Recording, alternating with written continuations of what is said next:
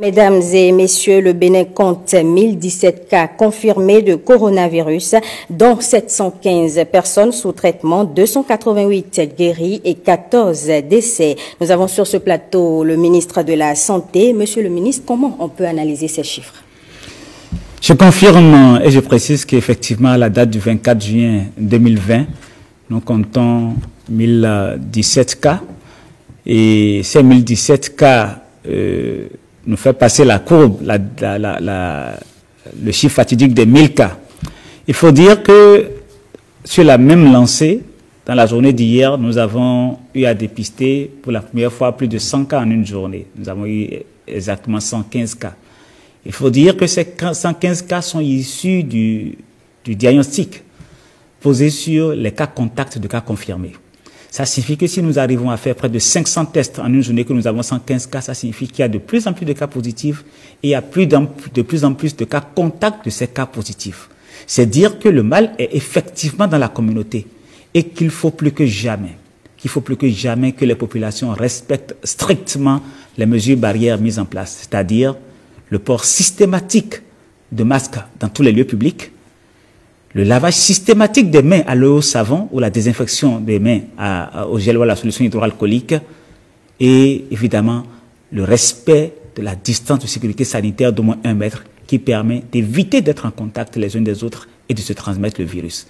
Il faut dire que parmi ces cas, nous avons eu 14 décès. Ces 14 décès sont issus de cas graves. Nous avons de plus en plus de cas graves. Et ces cas graves, en quoi ces cas sont graves? Ces cas sont graves parce que lorsqu'ils arrivent, ils sont en détresse respiratoire. Ils sont en détresse respiratoire et malheureusement, ils consultent tardivement. Ils arrivent à l'hôpital tardivement. Et c'est le lieu encore d'appeler les populations à consulter tôt.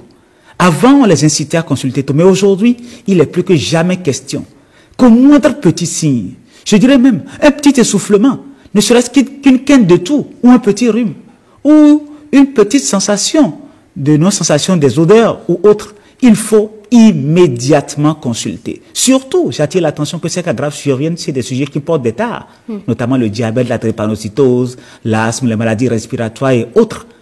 Et ces sujets sont encore plus fragilisés par rapport à cette maladie. L'ensemble de la population doit consulter tôt, mais plus encore ces cas. Il faut que dès le moindre petit signe, le réflexe soit d'aller vers les agents de santé, d'appeler le numéro 136 du ministère de la Santé pour se signaler et se faire prendre en charge. Si on ne prend pas en charge tôt, la complication, c'est la mort. Mais est-ce que c'est parce que vous estimez que les Béninois ont peur de se rendre à l'hôpital que vous insistez sur cet aspect de la chose? Nous avons effectivement eu à faire des constats.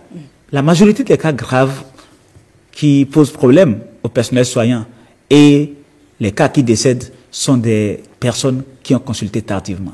Après 8 à 10 jours de traitement à domicile, après avoir fait de l'automédication. Et c'est pour ça que nous insistons impérativement sur la nécessité de consulter tôt. Lorsque la consultation se fait tôt, la stratégie mise en place par le gouvernement, qui repose sur le traitement présomptif dès les premiers signes, a plus d'efficacité. Il faut que dès le moindre petit signe on consulte et que le personnel de santé ait le réflexe de mettre le traitement présomptif et également de procéder au diagnostic. Alors, vous parliez de décès tout à l'heure, monsieur le ministre. En cas de décès, comment se passe l'enterrement concrètement? C'est le lieu également pour moi de dire oui, il y a des décès. Il y a la question de l'enterrement. Mais je voudrais aussi rassurer les populations que la prise en charge, elle est totalement gratuite d'abord. Lorsqu'elles viennent au niveau des structures de santé, on les prend en charge totalement gratuitement. Pour éviter justement que ces décès ne surviennent. Parce que lorsque les décès surviennent justement, l'enterrement se déroule dans des conditions particulières qui sont définies par des normes internationalement reconnues par les autorités de santé publique au niveau mondial. En effet, la manipulation des cadavres issus de situations d'épidémie est hautement contagieuse. Et c'est ce qui fait que cet enterrement ne peut se faire que par le personnel de santé formé à cet effet. Les parents restent loin. Et on veille à ce quand même que que les rites religieux se déroulent pour vraiment respecter la dignité de la personne décédée, mais l'enterrement est réalisé exclusivement par le personnel de santé, les parents étant à très bonne distance. C'est pour ça qu'il est impératif qu'on n'en arrive pas là.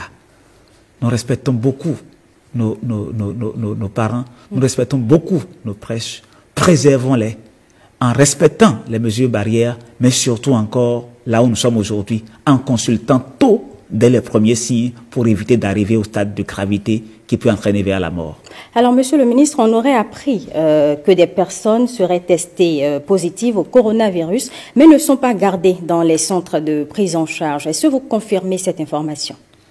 Absolument, je confirme cette information. Il faut comprendre cette stratégie. Il y a deux stratégies de quarantaine ou d'isolement. L'isolement à domicile, avec le respect strict des mesures barrières et du traitement, et l'isolement pour les cas graves dans les structures que nous avons identifiées et dédiées à cet effet. Donc les personnes qui sont effectivement souffrantes, qui ne présentent pas des signes dangereux, à partir du moment où elles démarrent le traitement, elles restent à domicile avec un suivi par l'équipe de santé de la zone sanitaire, des équipes d'intervention rapide, jusqu'à la guérison. Mais les cas graves, les cas sévères sont systématiquement, et les sujets porteurs de TAR, les sujets porteurs de drépanocytose, de diabète et autres, sont systématiquement hospitalisés au niveau des sites de prise en charge. Ça permet d'anticiper sur la survenue de signes de gravité et de pouvoir les prendre en charge assez tôt. Alors, c'est vrai que les populations devraient respecter les mesures barrières. Mais concrètement, que fait le gouvernement au vu de ces statistiques que nous avons aujourd'hui, de ces chiffres? Au regard de ces statistiques, le gouvernement a très tôt pris la mesure des choses et a entrepris un certain nombre d'actions, notamment en accentuant la sensibilisation, notamment au niveau des chaînes de radio, télévision et autres, et notamment dans toutes les langues, bien sûr, dans toutes les langues, mais également vers des groupes cibles. Vous avez pu constater que le gouvernement a rencontré les confessions religieuses dernièrement pour insister encore davantage sur cette sensibilisation et sur le respect des mesures barrières. Aujourd'hui, nous avons rencontré les gestionnaires des marchés et hier, le ministre de l'enseignement secondaire et de la formation technique et professionnelle et moi avions rencontré les responsables des établissements secondaires. C'est vous dire que le gouvernement ne reste pas du tout inactif, que le gouvernement entreprend beaucoup d'actions pour essayer de contenir cette pandémie et surtout de veiller à ce que nos populations puissent respecter les mesures barrières prescrites et surtout venir tôt consulter pour ne pas arriver à des stades de gravité pouvant entraîner la mort. Alors, Monsieur le ministre, est-ce que vous avez un mot de la fin? Mon mot de la fin, c'est encore une fois demander aux populations de se rendre compte que la gestion de la Covid, le contrôle de la propagation de la Covid-19 est une question de responsabilité individuelle et collective. Il faudrait que nous ayons à l'esprit de pouvoir préserver les nôtres qui sont fragiles, d'arriver à des stades de gravité pouvant entraîner la mort. Chacun de nous a des personnes souffrant de TAR dans sa famille. Et il faut les protéger. Les protéger, c'est respecter strictement les mesures barrières. Et je voudrais pour finir rappeler que le numéro, la ligne rouge, la ligne du ministère de la Santé pour recueillir les symptômes ou autres plaintes, c'est le 136. Appelez le 136 dès le premier signe que vous avez pour être pris en charge